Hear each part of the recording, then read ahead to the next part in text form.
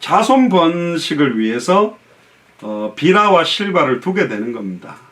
근데 여기 2절 후반절에 보면 좀 재미난 구절이 나와요. 그가 요셉이죠. 그들의 과실을 아비에게 구하더라. 고자질을 잘하는 사람이 누구냐면 요셉이에요. 아버지, 형님이 이거 뭐 아까 훔쳤는데요. 형님이 뭐 이거 부쉈어요. 저거 부쉈어요. 이러면서 막 가가지고 막 형님들 잘못된 거를 전부 갖다 다 고하고 일러 바치는 사람이 누구냐? 요셉인 거예요. 그러니까 제일 미워하는, 형들이 제일 미워하는 동생이 누구냐? 요셉입니다. 그런데 3절에 보니까 요셉은 노년에 얻은 아들이기 때문에 나이가 많은데 드디어 라헬이 아들을 낳아줬기 때문에 이스라엘이, 또 여기는 이제 이스라엘이라고 표현합니다. 야곱의 이름이. 여러 아들보다 그를 깊이 사랑하여, 그러니까 편애를 한 거예요. 심지어 채색옷을 지었더니, 우리로 말하면 그냥 예수님 시대에 입었던 그런, 우리로 말하면 그냥 밋밋한 천인데 요셉만 딱 채색옷 여러 색깔이 들어간 거예요. 다른 말로 말하면 형님들은 전부 시장에서 그냥 싼 거 사가지고 옷 입혔는데 이 이제 요셉한테는 나이키나 아디다스 명품 옷만 딱 입혀준 거야. 똑같은 거예요. 그러니까 더 화가 나는 거예요. 왜 아버지는 저 요셉을 저렇게 사랑할까?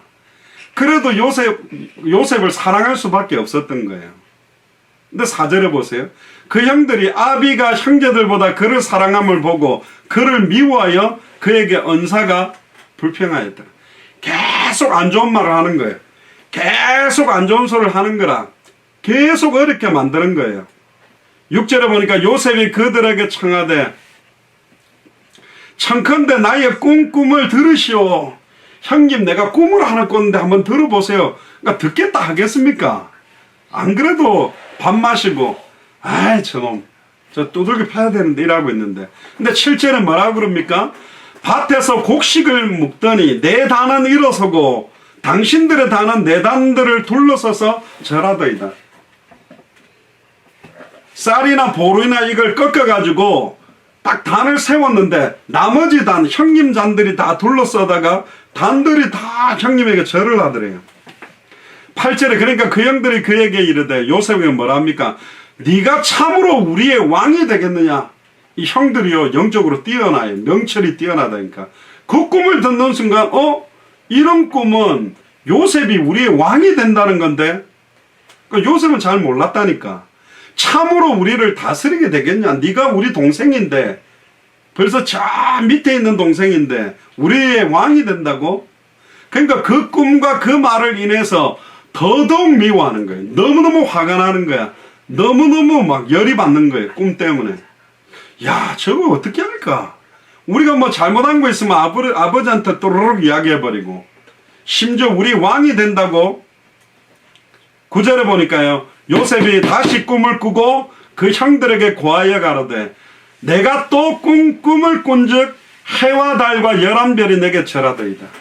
해와 달은 아버지고 아내입니다. 11별들이 전부 다 절을 한다는 거예요. 이거 두 번이나 말하니까 얼마나 이빨이 갈렸겠어요. 야, 그가 그 꿈으로 부형에게 고하며 아비가 그를 꾸짖고, 그러니까 야 요셉아, 아무리 그런 꿈 꿔도 그런 거 형한테 말하면 안 돼. 그 얘기를 해. 그러면 네가 꾼 꿈이 뭐냐? 나와 네 모와 네 엄마가 네 형제들이 참으로 가서 너 앞에 땅에 엎드려 절하겠냐?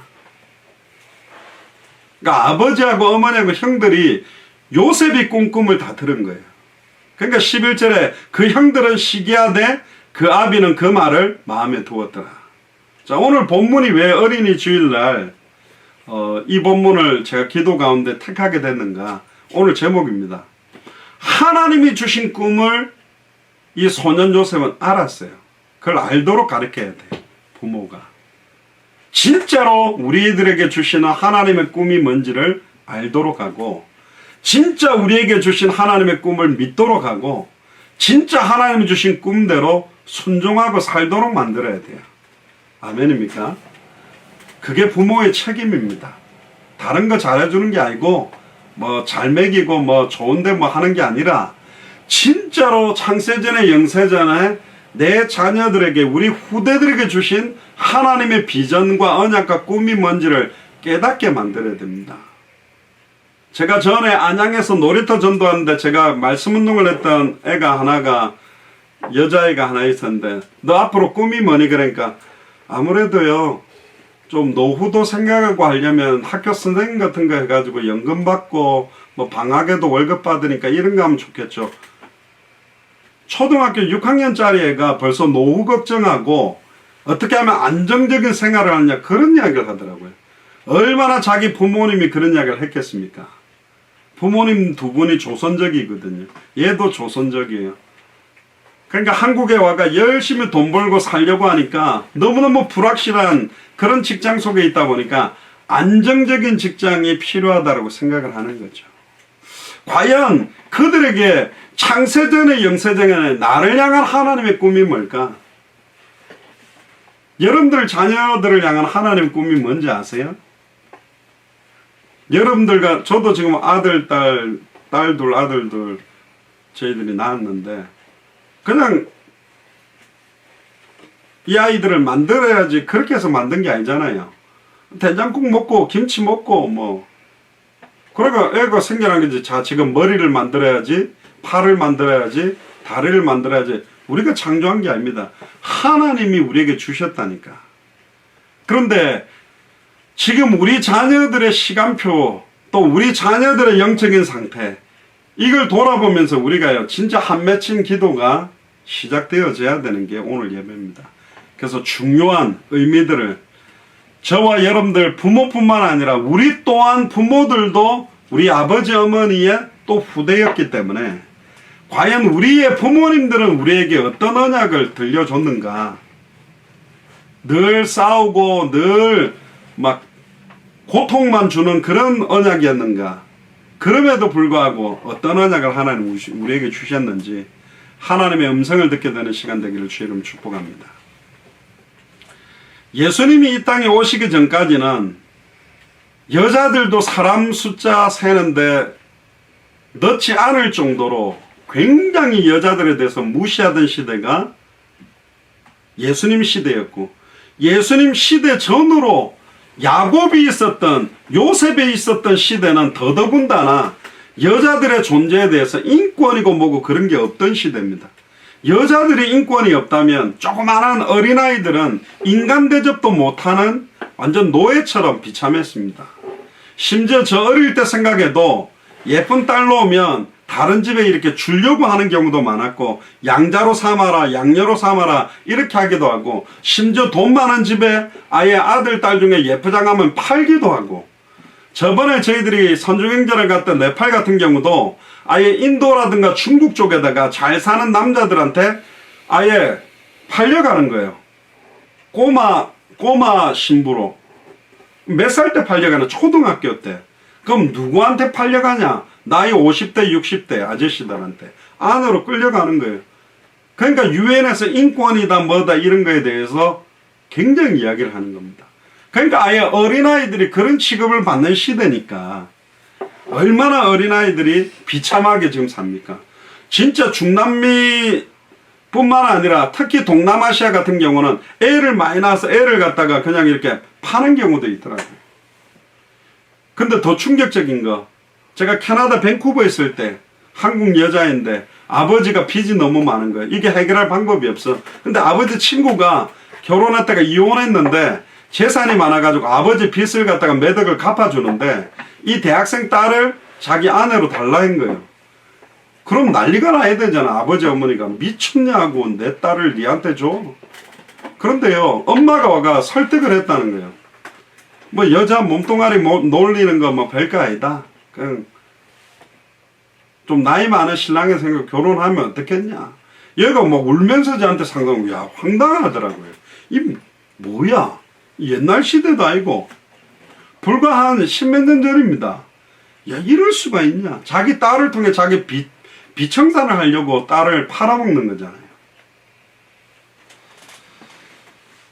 근데 예수님은요 설교하고 있는 중에 갑자기 어린아이들이 다가오니까 그 어린아이들을 못 오도록 야 우리도 옛날에 장터에 이렇게 뭡니까?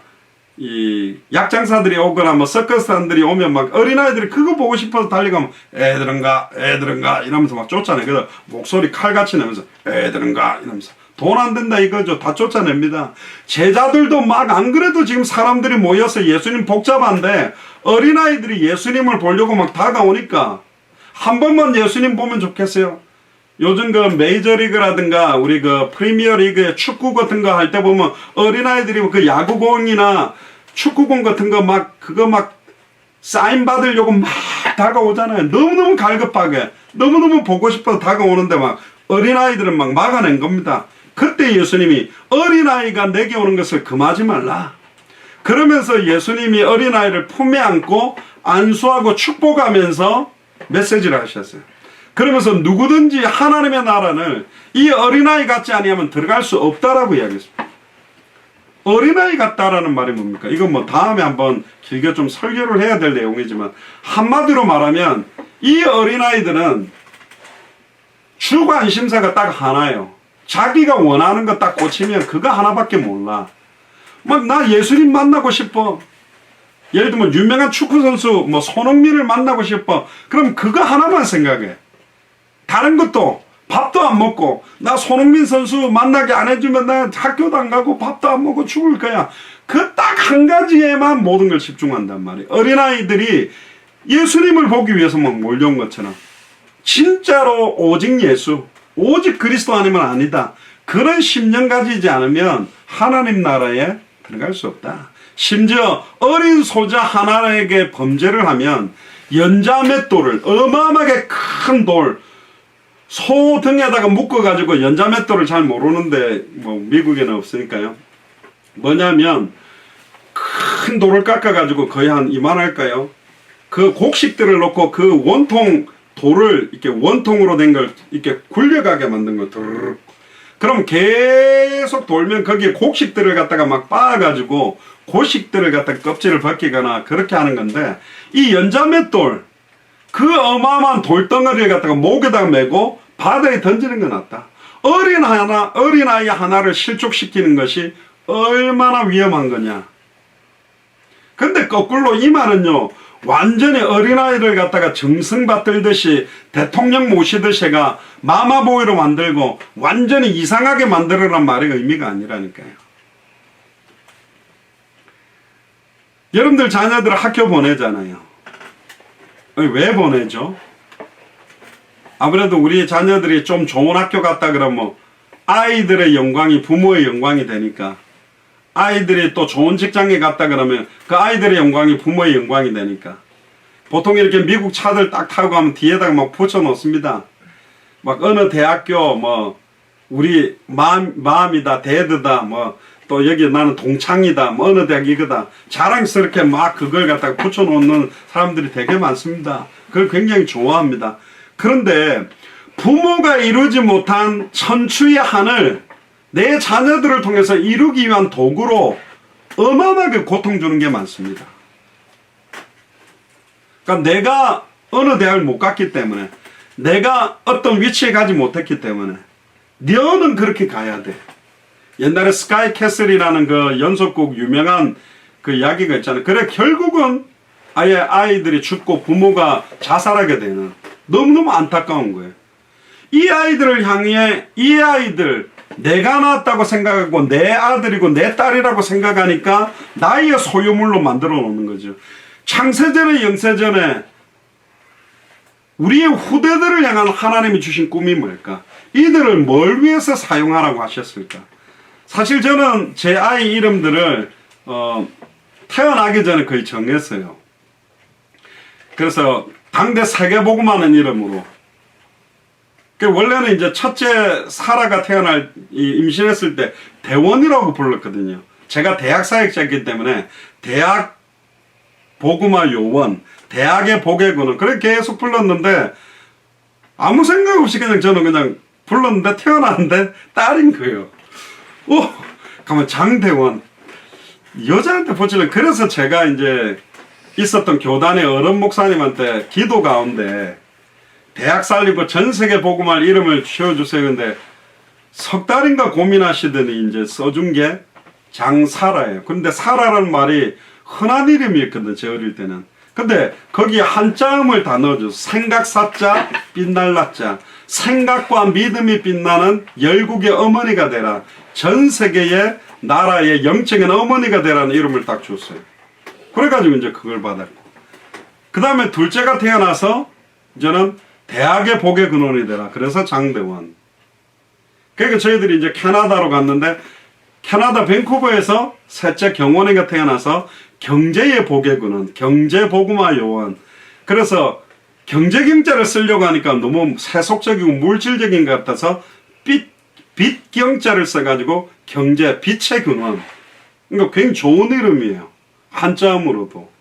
경제의 복의 근원. 그리고는 워싱턴으로 제가 오게 됐는데 워싱턴에서 막내 정원이가 태어나서 전 세계 정치를 움직이는 1번지로 왔기 때문에 정치의 복의 근원. 그래서 장정원. 그렇게 이름을 지은 겁니다. 그러니까 다른 집이 복음화 안 하면 우리 집이라도 하자. 근데 저는 이제 이 이름을 정한 것도 제가 하나님의 뜻을 구하고 했지만 제 생각이 강한 거죠. 결국은 뭐 경제의 복의 근원이라 했는데 정치를 복음화할 수 있을 거고 정치의 복의 근원이었는데 경제를 복음화할 수 있는지 모르죠. 단 이들에게 진짜 성경의 복음. 그래서 사실 재한이와 저는 애기들을 임신했을 때도 전도해서 이 아이들은 어릴 때도 손잡고 가서 복음 전하는 것도 많이 보고 또 차 안에서 택시 안에서도 복음 전하는 것도 많이 보게 해서 어쨌든 하나님이 살아계시구나. 어쨌든 예수님이 그리스도가 맞구나.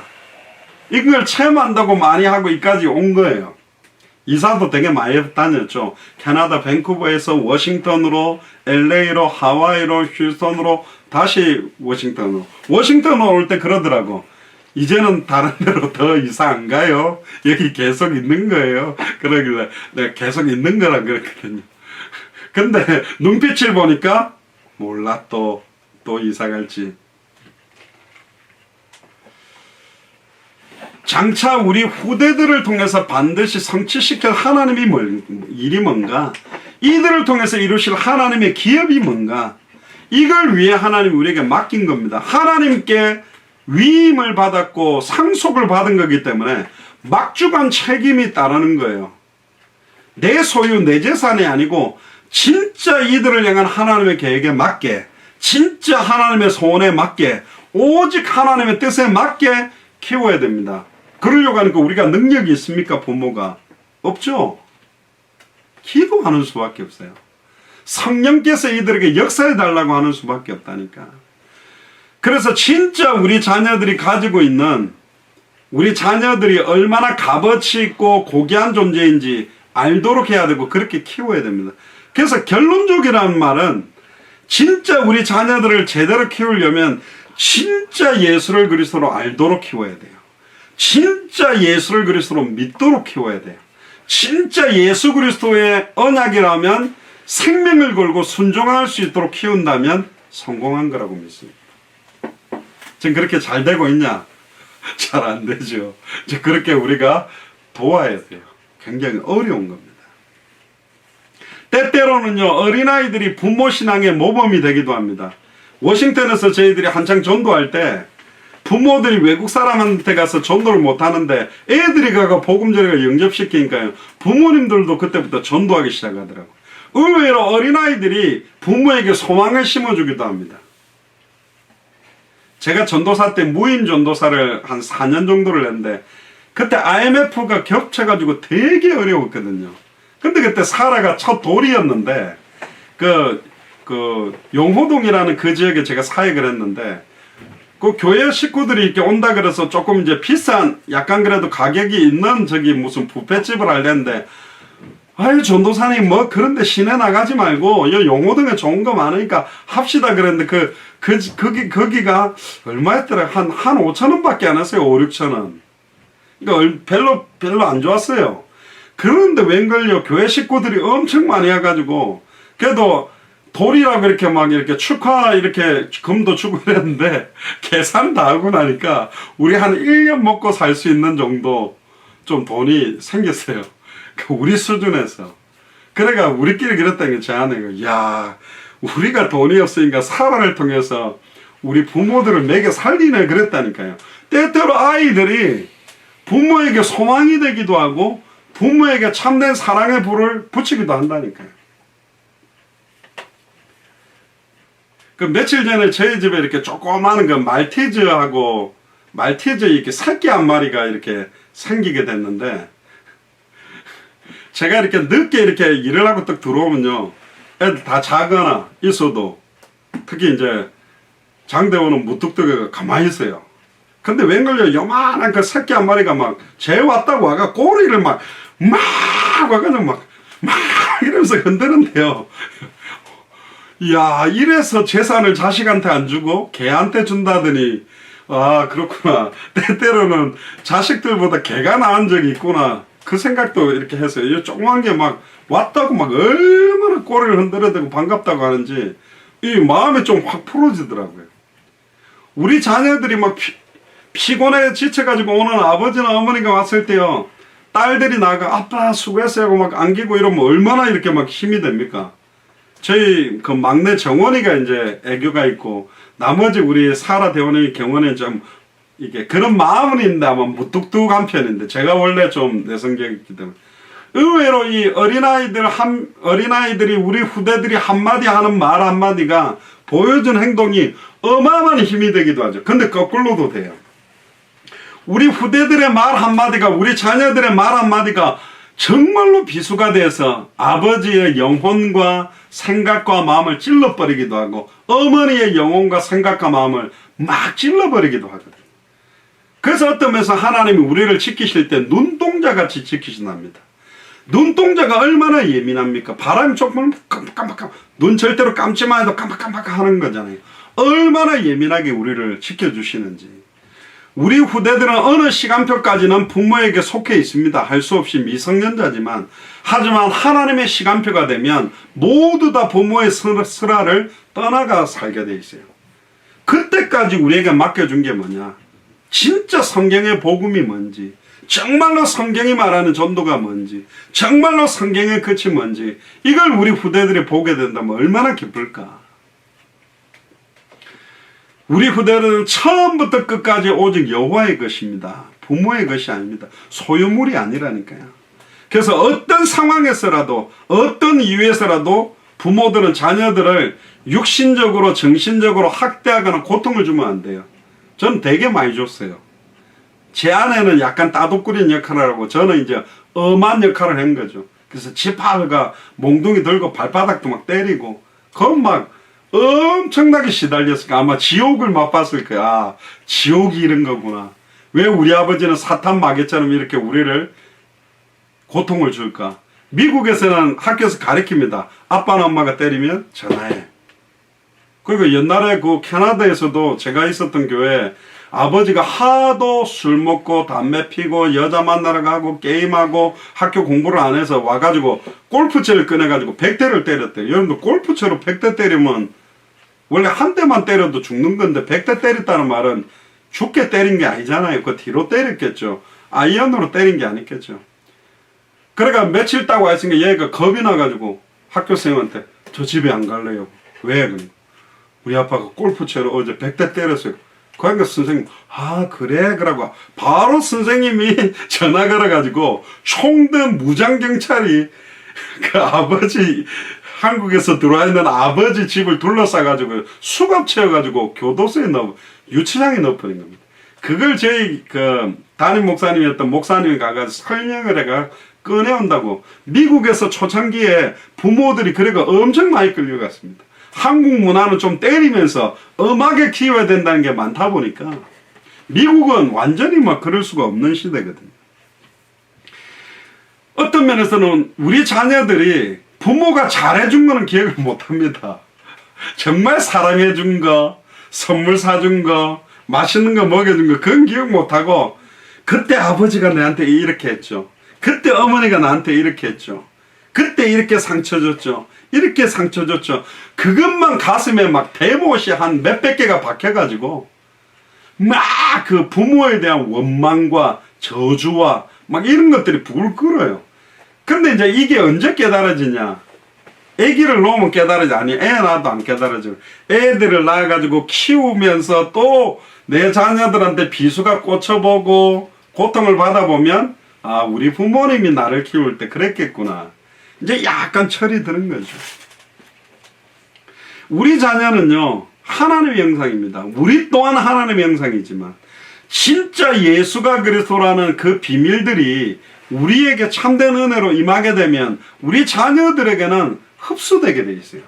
막 잔소리하면서 앉혀놓고 막 안 가르쳐도 우리 아빠 엄마가 요즘 예수 그리스도로 진짜 알고 있는 것 같구나, 진짜 믿는 것 같구나, 진짜 순종하시는 것 같구나. 그러면 내가 변화되는 만큼 우리 자녀들이 변화가 되는 겁니다. 결국은 자녀들이 변화가 안 된다는 것은 내가 변화가 되지 않는 거하고 너무 똑같은 거예요. 왜 그렇죠? 우리를 닮았기 때문에.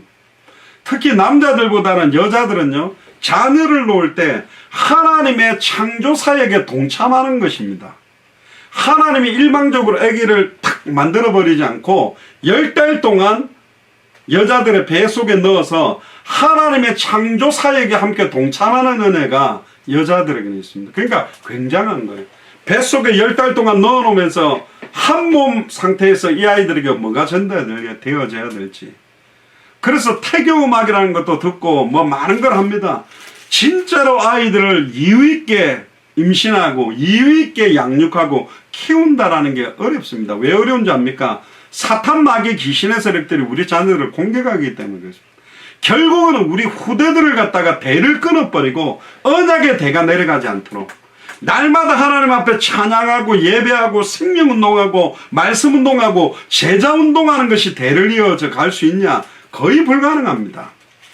오래된 교회들 보면 늘지도 않고 줄지도 않는 교회 보면 그냥 부모님들이 결혼해가 자식 놓고 그 자식들이 자식 낳아서 자연 증가하고 자연적으로 빠져나가다 보니까 숫자가 별 변동 없는 교회가 많습니다.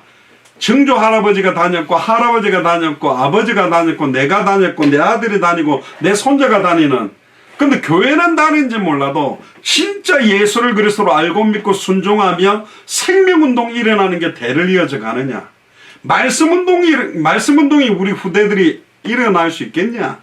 우리 자녀들이 또 제자를 삼는 사역이 가능하겠냐? 어렵습니다. 그래서 우리가 기도하는 게 뭐냐? 당대라는 겁니다. 함께 끝내야 됩니다. 나는 했으니 이제 너희들이 알아서 해라고 주는 게 아니라 함께 우리 시대에, 당대에 세계복음만 같이 일어나야 된다. 진짜입니다. 시대를 살렸던 전도자들, 대단하고 유명했던 목회자들의 자녀들이 이 언약 속으로 들어오기가 어렵게 되어 있습니다. 왜 그런지 아세요? 사탄의 공격입니다. 영적으로 어마어마하게 공격합니다. 생각과 마음에 어마어마하게 공격을 줍니다. 이게 이어지지 못하도록, 이거 계속되지 못하도록. 이게 계속되면 끝나버리거든요. 우리 후대들이 막 정말로 하나님 앞에 자기 심령을 토하고 무릎 꿇고 정말로 예수를 그리스도로 깊이 알기를 사모하고 정말로 예수님 현장에서 생명운동하고 말씀운동하고 제자운동하는 이런 게 우리 후대들에게 전달된다. 그게 영적인 유산입니다. 돈 남겨주는 게 아니고요. 정말로 성경을 읽으면서 예수님이 그리스도라고 깨달아지고 믿어지고 체험되어지고, 다른 건 몰라도 나는 주와 복음만을 위해서 살기 원한다.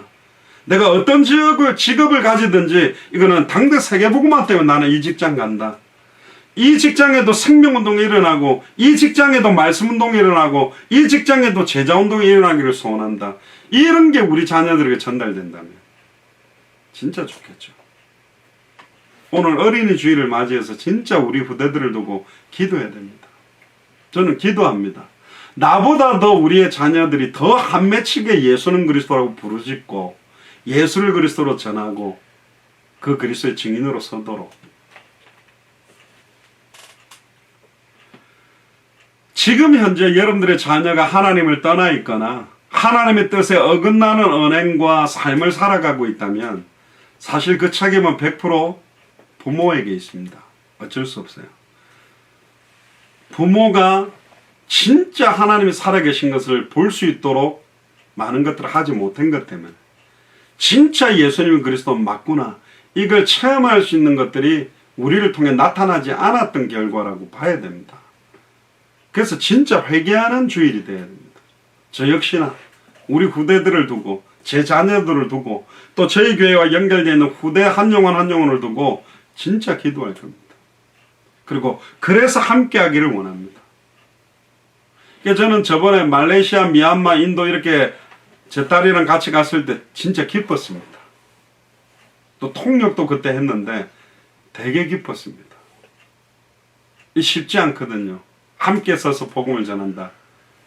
그래서 저는 요즘 꼬시고 있습니다. 대원이나 경원이나 정원이도 이런 사역이 있을 때 같이 가자. 그래서 진짜 얼마나 이 복음에 대해서 갈급하고 이 복음 받기를 원하는 사람들이 많은지 한 번은 꼭 좀 보면 좋겠다. 그게 소원입니다. 정말로 우리 후대들이 위에서 부르신 부름의 상을 알고 하나님의 목표를 향해 멀리 쏘면 날아가는 화살처럼 하나님이 주시는 비전과 언약을 향해 정말로 높이 날아갈 수 있도록 우리가 헌신하고 도와야 됩니다. 부모들이 가지고 있는 어떤 틀에다가 자녀들을 묶어버리지 말고 이 울타리를 넘어서 마음껏 40주 40야를 하나님의 소원과 언약을 향해 달려갈 수 있는 그런 추진력과 힘을 우리 부모님들이 영적인 배경이 되어야 됩니다. 돈으로 못 밀어줘도 많은 좋은 조건으로 못 밀어줘도 진짜 피알바이오 요새신 하나님이 살아계심, 그 살아계신 하나님의 능력의 이름으로 우리 후대들을 기도하고 있기 때문에 저는 결국은 우리 당대 사교분과 언약을 잡은 우리 부모님들의 기도로 우리 자녀들이 하나님의 소원대로 쓰임 받는다고 저는 반드시 확신합니다. 그런 은혜와 응답들이 오고 있습니다. 할렐루야입니까? 믿습니까? 네. 진짜 기도하셔야 됩니다. 누가복음 2장 52절에 보니까 예수는 그 지혜와 그 키가 자라가며 하나님과 사람에게 더 사랑스러워 가시더라. 예수님도 어린이 시절이 있었다니까요. 소년 시절이 있었다니까. 그냥 33세에 딱 청년으로 와서 사역한 게 아니라 마리아 뱃속에도 있었고 태어나면서 울기도 했었을 거고 기저귀에 똥도 싸셨을 거고 어린이가 돼서 자라는 시기를 가져오면서 어머니 뱃속에서부터 성인이 될 때까지의 우리가 겪는 모든 것들을 친히 다 체험하고 겪은 분이 예수님입니다. 그 지혜가 자라갔다. 지식적인 성장이 되도록. 그래서 우리가 학교 교육을 시키는 겁니다. 그 키가 자라고 육신적인 신체적인 성장이 필요하고 하나님과 영적인 성장, 사람에게 더 사랑스러워 가시다나 사회적인 성장까지 할 수 있도록 도와야 됩니다. 부모가 완전히 꽉 쥐고 있어도 되지 않습니다. 많은 사람들과의 관계를 통해 만남들을 가지게 만들어야 됩니다. 특히 골로새서 2장 2절에 3절에 보니까 이런저런 마음의 위안을 받고 사랑 안에서 연합하여 원만한 이해의 모든 부요에 이르러 하나님의 비밀인 그리스도를 깨닫게 하려 함이라. 그 안에는 지혜와 지식의 모든 부하가 감춰져 있다. 우리 자녀들이 참된 위안을 받는 방법, 그리스도 사랑 안에서 연합하는 방법, 원만한 이해의 모든 부요에 이를 수 있는 방법, 하나님의 비밀인 그리스도를 깨달으면 됩니다. 그러면 우겨 쌓임을 당하도 쌓이지 않는다는 걸 깨달을 거예요. 아무것도 없는 자 같으나 모든 걸 가진 것이 나라는 것을 알게 될 겁니다. 구약 성경에 있었던 모든 믿음의 선진들을 승리케 만들었던 어제나 오늘이나 영원토록 동일한 그리스도가 우리 자녀들 마음속에 함께 살아계심이 정말로 깨달아지고 믿어지도록 돕는 겁니다. 그리스도 안에는 모든 지혜, 모든 지식, 모든 보화가 감추어져 있습니다. 감추어 놨다는 건 뭐죠? 그걸 드러나게 하실 때가 있다. 언제 드러내실까요? 나를 위해 사용하기 위한 지혜가 아니고 내 잘 먹고 살 살기 위한 보화가 아니라 진짜 생명운동, 말씀운동, 제자운동, 당대 세계복음화를 위해 지식과 지혜와 보화가 필요하다고 깨달을 때 감추었던 보화를 하나님은 열어주실 겁니다. 할렐루야. 지금 코로나19로 전 세계가 고통받고 특별히 미국도 지금 가장 급증하고 어려운 시간표인데요. 진짜 저는 최근에 느낍니다. 하나님이 저희 가정을 가장 어려운 시간표에 가장 축복되게 보호하고 계시다. 진짜입니다. 여러분들한테 자세히 말하기는 어려운데 진짜 하나님이 우리 가정을 보호하시구나. 우리 가정을 인도하시구나. 진짜 자비랑 선교하겠다고 결단하고 정말로 마라나타 미셔널 처치가 미국에 세워질 이유를 결단하고 진짜 로컬과 파라가 하나 되는 그 사역을 두고 기도하고 결단했는데, 저희들이 휴스턴에서 워싱턴으로 올 때 제가 저희 마라나타 미셔널 처치에서 나눴던 메시지가 뭐냐면, 에스더에게 고백했던 죽으면 죽으리다. 그 결단하고 가는 것이다. 진짜 그때 넘어올 때는 죽을 상황, 죽어야 될 상황, 앞이 캄캄한 상황으로 온 거 사실입니다. 그럼에도 불구하고 하나님은 가장 지금 몇 천만 명이 지금 실업적으로 자가 돼가지고 뭐 2천만 명인가 3천만 명인가 지금 이렇게 어려운 상황에 하나님은 저희 가정을 딱 붙들어 주셨어요. 진짜 체험합니다. 진짜로 풍랑 가운데서 잠잠하게 하나님이 우리를 인도하고 있구나. 흔들리지 않도록. 왜? 미국 복음해야 되기 때문에. 할렐루야. 당대 세계복음 해야 되기 때문에 하나님 붙들고 계시다는 걸 믿고 있습니다. 저희 아이들한테도 묻습니다. 진짜 하나님 우리 가정 축복해 주시고 보호하시는 거 보이느냐고. 느낄 수 있어요. 하나씩 우리는 확인하는 것입니다. 오늘 본문이 야곱의 가정 이야기잖아요. 진짜로 아버지의 특별한 사랑을 받은 사람이 요셉입니다. 근데 요셉 성격상 볼 때 성격이 좋은 편도 아니에요. 고자질도 잘하고 막 아버지한테가 형들한테 막 자랑도 잘하는 뭐 우쭐거리는. 그러니까 그 가정은 어머니 4명에 12명 형제 간에 얼마나 많은 싸움이 있었는지 모릅니다. 가정들도 이혼하고 다시 합하고 이런 속에서 얼마나 자녀들이 고통받습니까? 특별히 형들 사이에서 굉장한 상처를 많이 입었던 사람이 요셉입니다. 심지어 그들의 형이 요셉을 죽이려고 했잖아요. 죽여버리려고 하니까 아예 그냥 우물에다가 던지자. 우물에 던졌는데 물이 없었어요. 그걸 꺼내서 먼 나라로 가는 애굽으로 가는 상인한테 팔아버렸다니까. 얼마나 상처가 됐겠어요.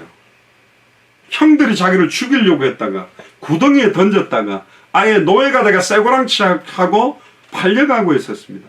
그런 상황에서도 요셉은 가족을 두고 기도했어요. 왜 그런지 아세요? 따라해보세요. 요셉에게는 하나님이 주신 꿈이 있었기 때문에. 하나님이 꾸게 했던 꿈이 있었단 말이에요. 오늘 메시지의 포커스는 요셉이 아닙니다. 요셉이 어떤 상황, 현실 조건에도 승리할 수밖에 없었던 것은 요셉은 하나님이 주신 꿈, 하나님이 주신 언약, 그것을 정확하게 알았어요. 그리고 정확하게 믿었어요. 정확하게 이게 성취될 거라는 것을 알았기 때문에 어떤 환경 조건에서도 그걸 붙들고 있었습니다. 그래서 응답받은 거예요. 이미 성취된 언약이 뭐죠? 예수는 그리스도. 성취하실 언약이 뭐죠? 당대 세계복음. 결국은 자기를 왕처럼 세워서 볕단들이 절을 하고 해와 달과 별들이 절하게 되는 자리를 통해 민족 구원을, 전 세계 구원을 하나님의 계획을 알았다니까요. 결국은 전 세계가 기근이 들고 요셉의 형들과 야곱까지도 기근이 들어서 곡식이 없어서 애굽에 와서 요셉에게 쌀을 구하러 오는 시간표까지 하나님 만들었습니다. 그러니까 요셉은 처음부터 뭘 보고 있었죠? 당대 세계복음화입니다. 전 세계에 쌀을 팔면서 메시지를 전했을 겁니다. 왜 우리나라에는 이렇게 쌀이 풍족할 수밖에 없었는가? 하나님이 살아계시다. 우리로 말하면 예수님은 그리스도다. 그리고 형들이 왔을 때 형을 알아봤겠죠. 그때 들어가서 뭐 엉엉엉 울고 나옵니다. 근데 여차 여러 내용이 있습니다. 결국은 요셉이 자기가 요셉이라고 밝히죠. 그때 형들은요 기뻐한 게 아닙니다. 깜짝 놀래. 뭐 때문에 깜짝 놀랐을까요? 이루어진 거예요. 자기들한테 늘 말했던 그 꿈이 이루어진 거야. 자기가 요셉한테 절을 했잖아, 자기들이. 뭐야? 그리고 왜 또 깜짝 놀랐을까요? 우리를 죽이겠구나. 내가 요셉을 죽이려고 우리가 요셉을 죽이려고 아예 구덩이에 던졌다가 팔아버렸는데 이제 애굽의 총리가 됐으니까 우리 죽이는 거는 말 한마디면 죽일 수 있구나. 덜덜덜덜 떨고 있었죠. 그때 그 유명한 요셉이 두려워하거나 놀라지 마소서. 하나님이 이 큰 구원을 위하여 형님들 앞서 나를 먼저 애굽에 보냈습니다. 할렐루야. 이스라엘을 구원하기 위해서 나를 하나님이 완벽하게 인도해서 나를 애굽에 먼저 보내주신 겁니다. 형들이 판 게 아닙니다. 하나님이 나를 애굽 보내기 위해서 팔게 한 겁니다. 애굽에 팔려와서도 보디발 장군 집에 있었던 것도 하나님의 인도요. 보디발의 아내가 유혹을 해가지고 감옥에 들어가게 만든 것도 하나님의 인도요. 그때 바로왕이 꿈을 꾸고 꿈을 해석하게 하고 총리가 되게 만든 것도 하나님의 인도입니다. 저는 요셉 이야기에서 저번에도 몇 번 말씀드린 건데 이 부분이 참 은혜가 됩니다.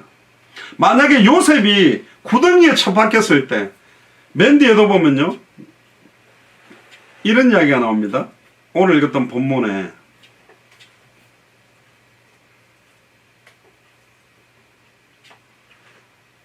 창세기 37장을 한번 펴보세요. 다시요.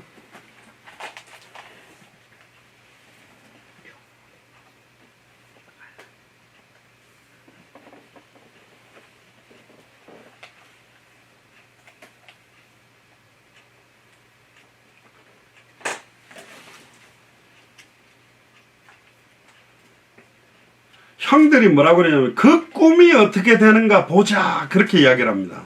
잠깐만요.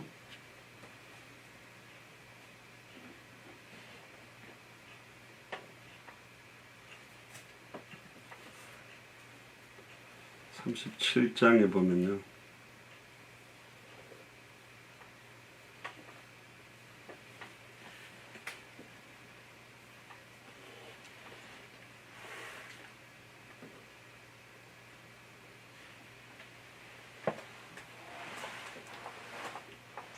지금 제가 찾지를 못하겠는데 형들이요 요셉을 갖다가 어려움을 딱 주면서 뭐라고 하냐 그가 꿈이 그러면 어떻게 이루어지는지 보자 그랬거든요.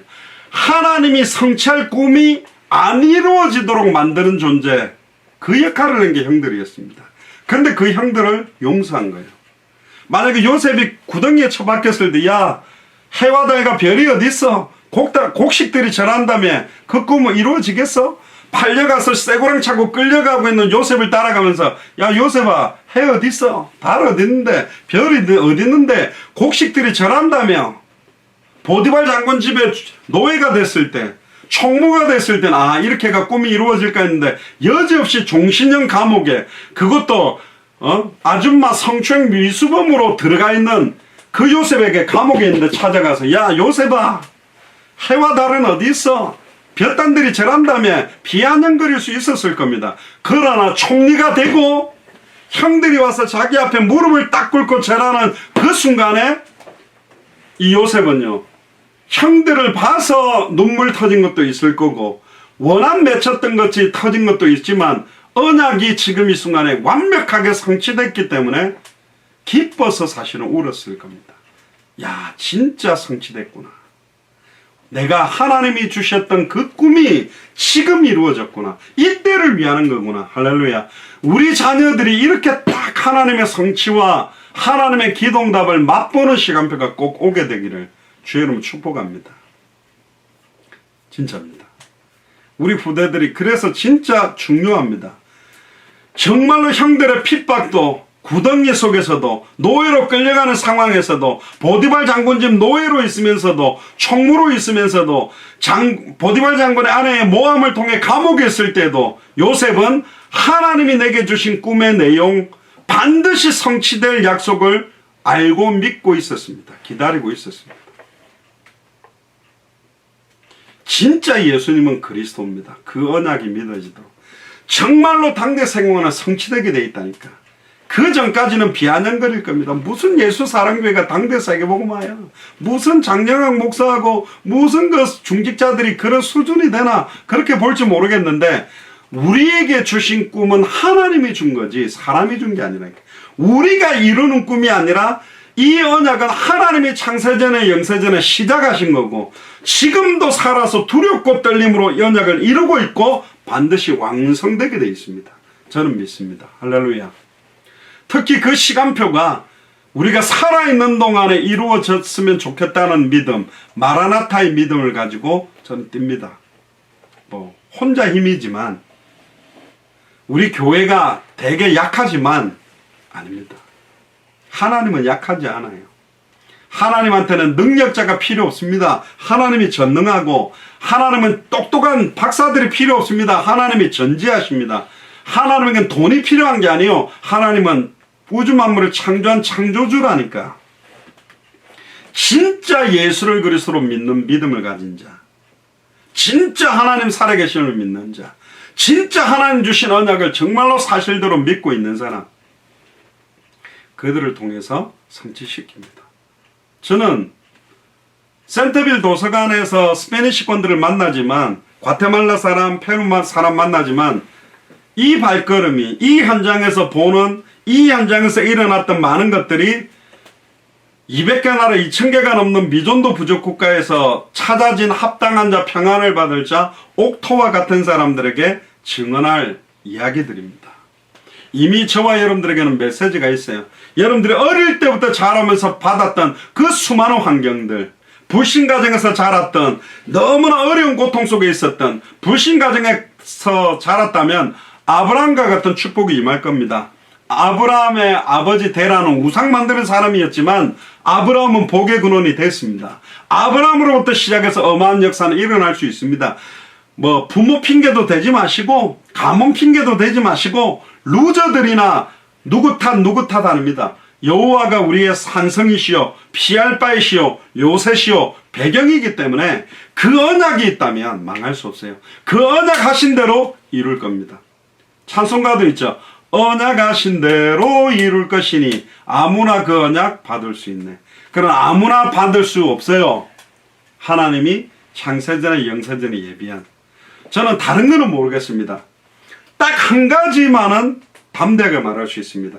우리가 말하고 있는 성경 66권 창세부터 계시록까지 어디를 열어서 왜 날마다 예수가 그리스도라고 밝히 증언해야만 되는지에 대한, 예수가 그리스도는 이 복음에 대해서 이거 틀렸다, 복음 아니다라고 한 사람은 단 한 사람도 없었습니다. 우리는 선명하게 성경이 말하고 있는 복음을 받았습니다. 사람에게 배운 것도 아니고 배우는 게 아니라 오직 예수 그리스도 계시로 받았다니까요. 갈라디아서 1장 6절 12절. 우리는 하늘에서부터 내려온 천사라도 다른 복음을 전하면 저주받는데 우리에게 진짜 축복된 복음을 주셨습니다. 우리 교회의 사이즈와 관계가 전혀 없다니까요. 목사는요, 예를 들어 지금 제가 5,000명 모이는 교회 담임으로 부임해가면 그냥 5,000명 교회 목사가 돼요. 그럼 그게 권력입니까? 그게 명예입니까? 아니요. 그 5,000명 가운데 진짜 예수를 그리스도로 알고 믿고 순종하는 제자가 몇 명이냐면 이야기는 달라지는 거라니까. 결국은 요셉은요, 전 세계 당대 세계복음화에 큰 언약의 깃발을 들었습니다. 만민을 위하여 깃발을 든 사람이 누구냐? 요셉입니다. 쌀이라는 것 하나 가지고 전 세계 열방에서 다 몰려와서 요셉에게 무릎 꿇어야만 쌀을 받을 수 있는 상황이 된 거예요.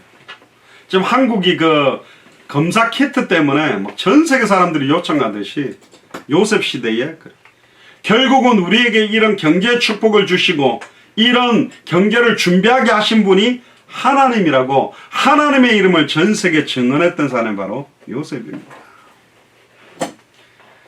어린 요셉에게 줬던 그 꿈. 그러면 지금 우리 자녀들에게 주신 꿈들이 있습니다.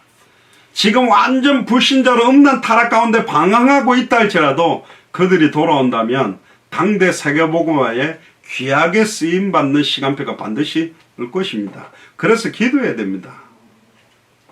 그냥 여러분들이 성경의 복음 속으로 들어온 건 아니라고 믿습니다. 그냥 성경의 전도 속으로 들어온 게 아닙니다. 그냥 성경의 그 속으로 들어온 게 아닙니다. 여러분들의 자녀라면 이 언약과 연결되어 있어요. 절대로 떨어져 있지 않습니다. 결론입니다.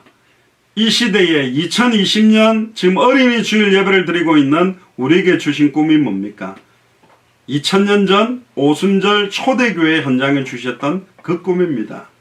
사도행전 2장 16절 24절에 선지자 요엘로 말씀하신 것이 일렀을 때 하나는 가라사대 말세에 내가 내 영으로 모든 육체에게 부어주리니 너희 자녀들은 예언할 것이 할렐루야. 우리 자녀가 예언하게 될 줄로 믿습니다. 너희 젊은이들은 환상을 보고 우리의 젊은 청년들은 자녀들이 환상을 보게 될 줄 믿습니다. 너희의 늙은이들은 꿈을 꾸리라. 우리의 늙은 부모님들은 꿈을 꿀 것입니다. 어떤 예언입니까? 예수가 그리스도라는 이 언약이 반드시 성취되고 성경의 전도가 성취되고 성경의 끝이 온전히 완성되는 그런 예언, 그런 200개 나라와 2000개가 넘는 미전도 부족 국가에 합당한 자, 평안을 받을 자, 옥토와 같은 주의 종과 교회와 성도들이 일어나서 당대 세계봉을 위해서 함께 뛰는 환상, 그런 꿈을 우리 자녀들이, 우리의 젊은이들이, 우리의 늙은이들이 볼 것이다. 아멘입니까? 저는 믿습니다. 그래서 누구든지 주의 이름을 부르면 구원을 받게 되는 시간표가 왔습니다. 하나님께서 사망의 고통을 풀어서 살리신 분, 사망에게 매여 있을 수 없이 부활해서 지금 우리 안에 성령으로 계신 분이 예수 그리스도입니다.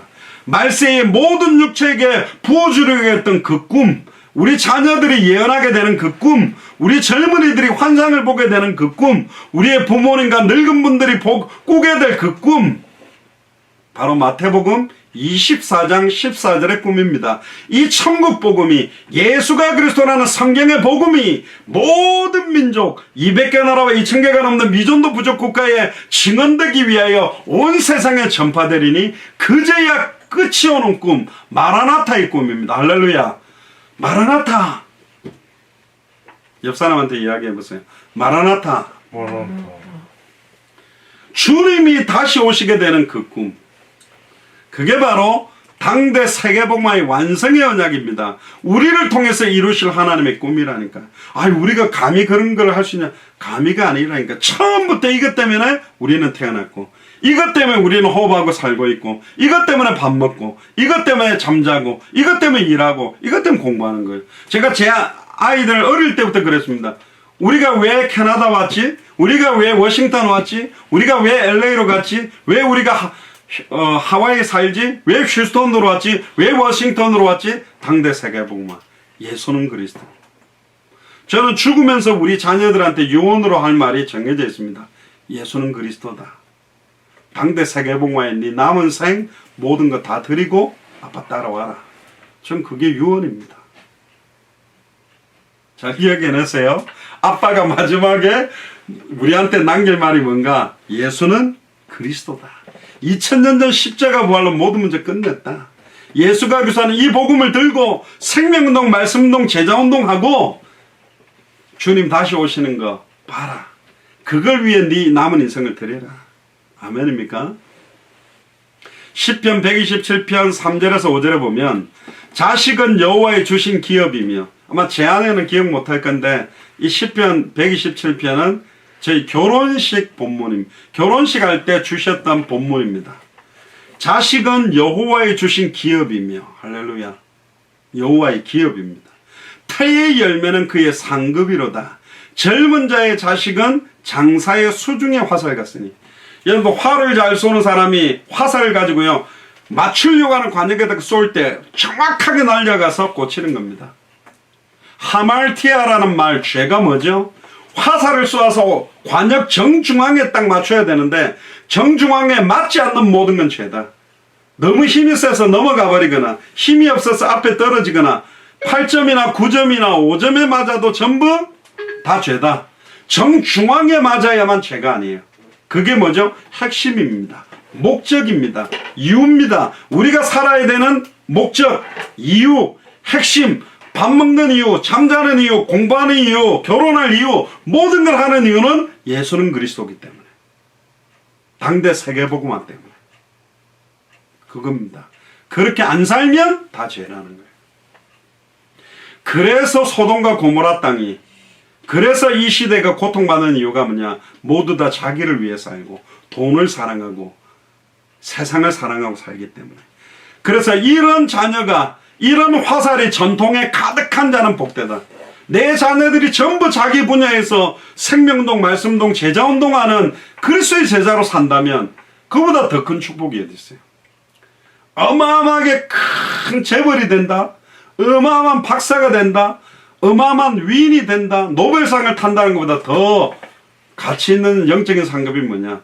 우리 자녀들이 진짜 예수를 그리스도로 알고, 진짜 예수를 그리스도로 믿고, 진짜 예수 그리스도께 순종하고 살고, 우리 자녀들의 평상시 삶에 생명운동이 계속 일어나고, 말씀운동이 일어나고 있고, 제자운동이 일어난다. 이런 자녀가 여러 명이 일어났다. 그게 가장 복되다니까요. 잠언 22장 6절에 오늘 결론적으로 이렇게 말합니다. 따라해보세요. 마땅히 행할 길을 아이에게 가르쳐라. 그리하면 늙어도 그것을 떠나지 아니하리라. 마땅히 행할 길. 사도행전 20장 24절에 나의 달려갈 길과 주 예수께 받은 사명, 이 은혜의 복음 증언한 이 일을 마치려 하면은 내 생명을 걸어도 후회함이 없는 그 길을 마땅히 가르쳐라. 오늘 우리는 왜 살죠? 오늘 왜 밥을 먹죠? 왜 잠을 자죠? 왜 학교 공부를 하죠? 왜 직장을 가죠? 왜 돈을 벌어야 되죠? 예수님이 그리스도시기 때문에, 당대 세계복음화 때문에, 그 그리스도께서는 다시 오실 것이기 때문에. 아멘입니까?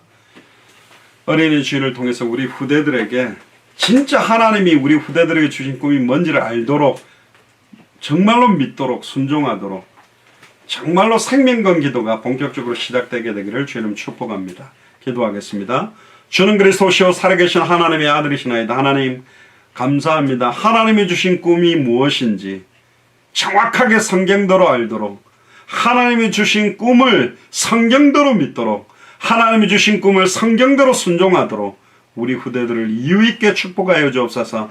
다시 오실 그리스도를 바라보며 위에서 부르신 부름의 상을 향하여 단 한 번밖에 없는 나의 생을 주와 복음만을 위해, 생명운동을 위해, 말씀운동을 위해, 제자운동을 위해 온전히 드리도록 우리 후대들을 마음껏 축복하셔서 200개 나라와 2000개가 넘는 미전도 부족 국가를 함께 살리는 축복이 일어나도록 2020년을 마음껏 축복하시며 만민을 위하여 깃발을 드는 큰 은혜가 우리 후대들에게 나타나도록 역사하여 주옵소서. 감사를 드리며 승리하신 주 예수 그리스도 이름으로 기도드리옵나이다. 아멘.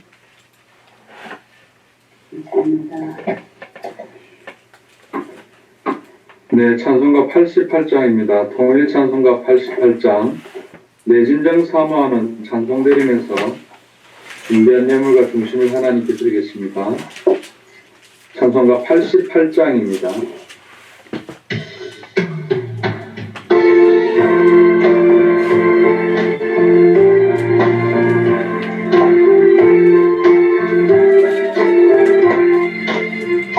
내 진정 사모하는 친구가 되시는 구주 예수님은 아름다워라. 산 밑에 백합화요 빛나는 새벽별, 주님 영원할 길 아주 없도다. 내 맘이 아플 적에 큰 위로 되시며 나 외로울 때 좋은 친구라. 주는 저 산 밑에 백합 빛나는 새벽별, 이 땅 위에 비길 것이 없도다.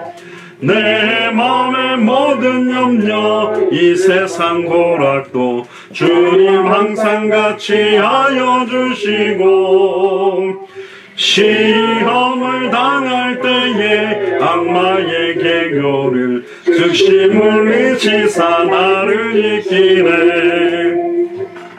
온 세상 날 버려도 주 예수 안 버려 끝까지 나를 돌아보시니. 주는 저 산 밑에 백합 빛나는 새벽별, 이 땅 위에 비길 것이 없도다.